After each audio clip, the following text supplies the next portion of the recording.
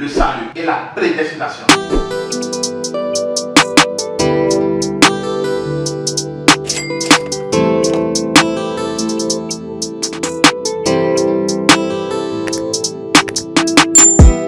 Aujourd'hui, nous observons beaucoup de choses dans des églises qui nous donnent des casse-têtes, qui nous font pleurer parce que nous voyons que la vie des fidèles sont en train d'être, qu'on appelle torturée.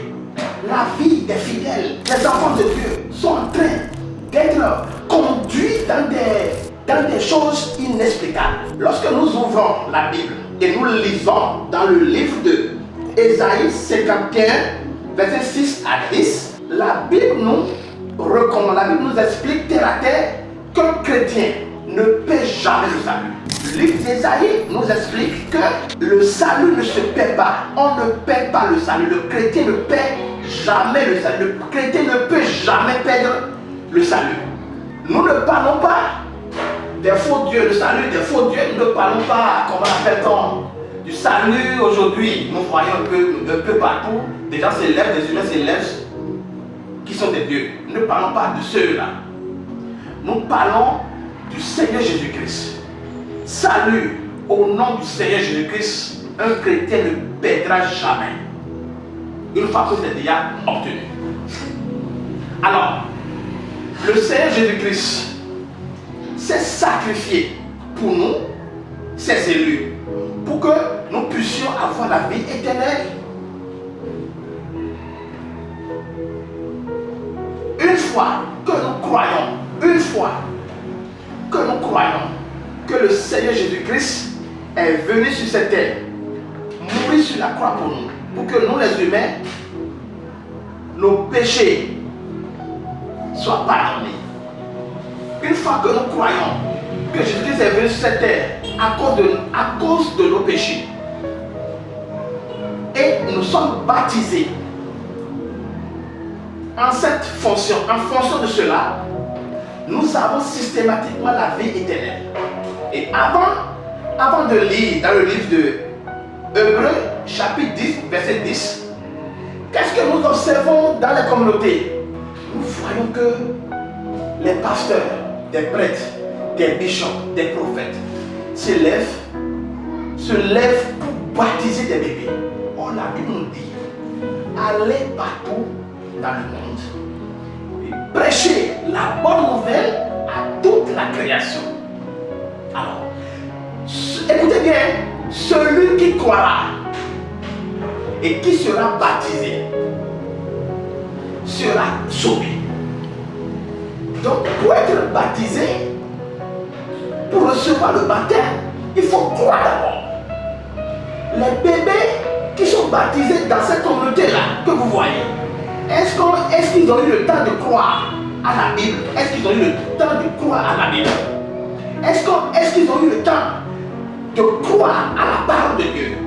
Est-ce qu'ils ont eu le temps de savoir que Jésus-Christ est venu sur cette terre mourir sur la croix pour eux avant qu'on les baptise? C'est du faux. C'est du faux. C'est du faux. Donc avant de prendre le baptême, il faut croire au Seigneur Jésus-Christ qu'il est venu pour le pardon de ses péchés. Et une fois qu'il y a la croyance, une fois que la croyance est là, il faut se faire baptiser maintenant et obtenir la vie éternelle. Alors, lorsque nous irons dans le livre de Hébreux, chapitre 10, verset 10, une fois que nous croyons comme ça, nos péchés sont effacés. Lui-même, le Seigneur lui-même nous a dit que tous nos péchés seront oubliés et effacés par le Seigneur Jésus-Christ une fois que nous croyons en lui. Alors, pourquoi aujourd'hui les soi-disant hommes de Dieu se lèvent et disent que nos péchés, les péchés conduiront en enfer? Moi, je pense que c'est injuste.